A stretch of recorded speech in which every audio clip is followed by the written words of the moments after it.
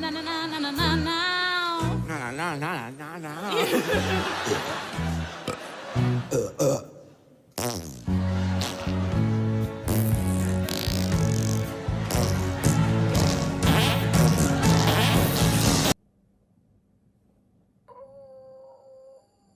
What was that? Ah, Shrek, every millennial's favorite movie. You've become such a huge meme online. But anyway, as with many Disney movies, they decided to turn Shrek into a Broadway show because money and kids. A lot of these animated movie to stage deals are kind of hit and miss. Some of them work and stand on their own, and some of them come across clearly as just a corporate cash grab. In short, when any stage production does any kind of adaptation, whether it's from a movie or a book, it has to find a way to stand on its own. It can't just be, this show exists because the original art form exists. So get it? You should be able to have your own appeal to someone who hasn't seen the original piece of art. So that's personally how I judge adaptations. So the question for today's video is, did Shrek the musical stand on its own? In other words, if Shrek the movie had never existed, would it still have merit? I don't think so.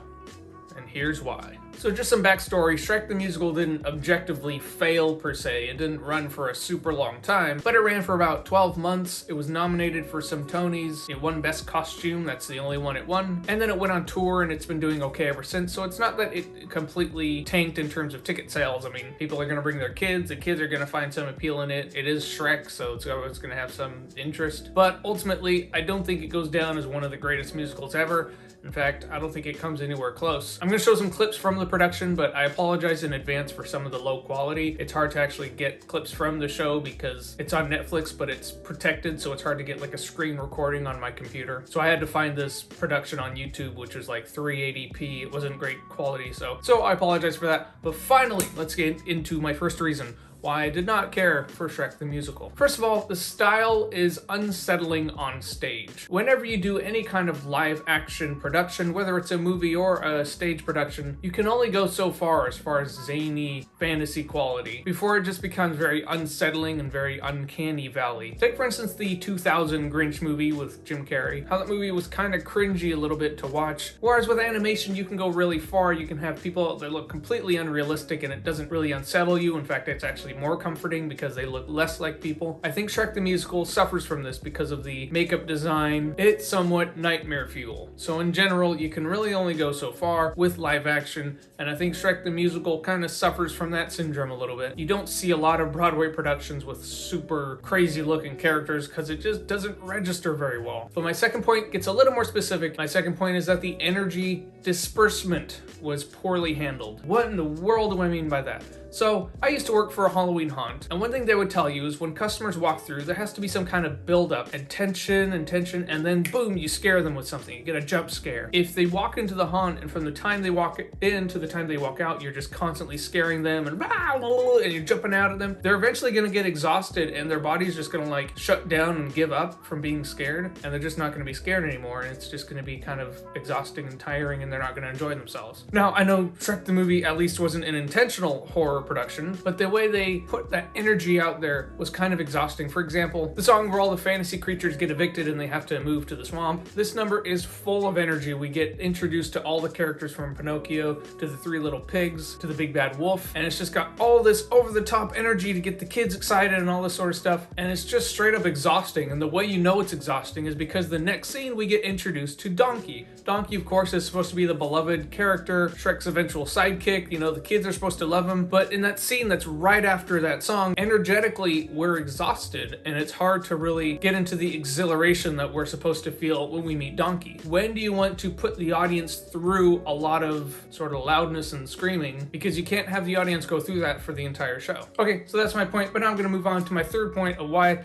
I think Shrek the Musical kind of failed, especially compared to the movie, and that's that the chemistry between Shrek and Donkey just doesn't really work very well. I've noticed with a lot of these like Disney shows that go to Broadway, a lot of the times it becomes about the size and craziness of the characters. And in both community productions and professional productions I've seen, you know, you have these characters like, take The Little Mermaid, you have Sebastian, you've got Ursula, you've got King Triton. But a lot of times the actors forget that this is still a show and you have to work together. You have to listen to the other person. One thing you learn in acting school is that you have to be reacting to the other person and you have to be really listening to the other actor. And a lot of times this basic principle gets forgotten in a lot of these productions. And at times it just felt like the actors for Shrek and Donkey, they just didn't seem to be working together. They were just saying their lines after the other person and just going along with the flow, but they weren't listening to each other, not listening to each other as a cohesive unit. So that's a big problem I noticed. Okay, the fourth point is pretty simple. It's just straight up boring at times. Now, earlier I was saying it had too much energy. It was really over the top. But then in Act 2, it's almost like we kind of get the opposite, where there's just not enough happening. The exciting moments are few and far between. And you can tell in the audience there's just not a lot of reaction. There's definitely not a lot of laughs. Okay, my fifth point is not really one solid point. It's just the bits that didn't work. Okay, so first of all, when adult Shrek is introduced, all that sympathy we have goes out the window because he's just gross. I mean, we know he's an ogre and he farts a lot and he uses a skunk as deodorant to clean his armpits. But again, on stage, like I said, it's more real when it's live action, so it's more unsettling. It's less funny when it's not from an animated 3D character. So I don't think that worked. There were a lot of outdated jokes. The show opened in 2008, so there's probably a little bit less sensitivity to certain things. So here are some examples. They tore my cotton granny dress and called me a hot and tranny mess. Though I seem a bit bipolar. Oh, jeez, I'm like a crackpot magnet. Also, Lord Farquaad obviously is a shorter person. We see that introduced in the movie. And okay, that's the joke. He's short. Get it? Because he's got this huge ego and he thinks he's the best king ever. And it kind of makes it worse that they actually cast a tall person to play him. And they did this kind of trick where he was like on his knees and he had these feet strapped to his knees and the way he would walk. And it was kind of weird. I mean, it's kind of impressive in some sense, but just the idea of it, having a tall person play a short person and the whole joke is get it, he's short. You know, part of me says, why didn't they just cast an actor with dwarfism or something? But I think they probably didn't because it would have been even harder to laugh at it. Also, the dragon bit, you know, when Donkey meets the dragon and it turns out the dragon is actually attracted to Donkey because that's how Donkey saves himself, is to kind of flirt with the dragon. It's a funny bit in the movie because the dragon starts off as this big, you know, traditional looking dragon, and then after Donkey starts to flirt with the dragon, we then find out as it turns like purplish pink, and then he gets like little eyelashes, so we find out it's a girl, and then it's like a twist and it's funny. But the way the production does it is the second the dragon's introduced, it's a glamorous female dragon, and then Donkey flirts with her, but she was kind of flirting with him in the beginning, so the bit just doesn't have that same kind of payoff. So again, like a lot of bits that they tried to copy from the movie to the stage just didn't translate well, and it just didn't work. Alright, I hate to criticize actors, but Brian Darcy James played Shrek, and while he has a good presence, he has a good voice and all that, I feel like a lot of the comedic bits he tried to do just didn't work very well. People take one look at me and it's all, oh, help, a big stupid ugly ogre.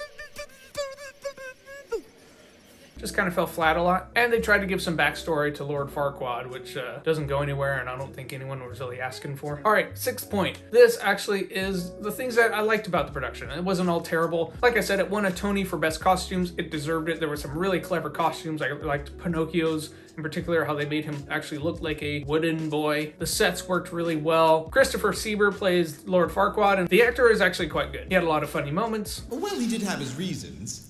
Mirror, please.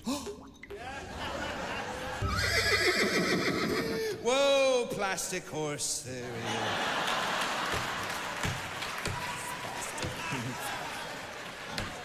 Also, I like the song A Hero's Journey, or A Hero's End, I think is the name of the song. Probably the best character moment for Shrek. Obviously, Sutton Foster plays Fiona. She's incredible. She has great characterization. Like I said, she did a good job playing off of actors and listening to them. She's too good for the musical, in my opinion, but she was definitely one of the best. She was nominated for a Tony. And there were some other occasional laughs throughout the production. I wasn't just sitting there like this the whole time. There were times I genuinely laughed and moments that were pretty funny. All right, so after all that, and I hope I didn't ramble too much, and I hope I made my points clear, but my conclusion to this is that while it had some individual parts that were pretty good and some good actors and some good performances, as a cohesive unit, did the production work? In my opinion, no, it didn't. It didn't stand on its own. I think it was relying too much on the fact that it was Shrek, and I just don't feel like it worked hard enough to create its own piece of art. Other productions like Lion King, Beauty and the Beast, Mean Girls, Heathers, these are all adaptations from either a movie or a book in the past, and they all stood on their own. So again, again, there's nothing wrong with doing an adaptation from a movie. I'm not just being a snob and saying you can't do a Disney production on stage, but when you do, it has to stand on its own. It has to be a genuinely good piece of art, and I don't think it worked for Shrek. So if you loved Shrek, if you saw it live and you really enjoyed it, I'm not saying you're wrong. You just saw something that I didn't see. I'm just here to give my opinion. I'm not the god of Broadway opinions. It's just mine, and I appreciate you listening to it, but I hope you can at least understand where I'm coming from. And if you enjoyed it, go ahead and leave a comment and go ahead and tell me how wrong I was, or not even that, just tell me, hey, I appreciated your video, but I disagree. This is why I liked it. These are opinions. There is no right or wrong. And with that said, I appreciate you listening to my ramblings and my opinions. Go ahead and leave a like. Go ahead and click subscribe as I upload weekly content about Broadway and theater. And with that said, keep loving theater, and I'll see you next time.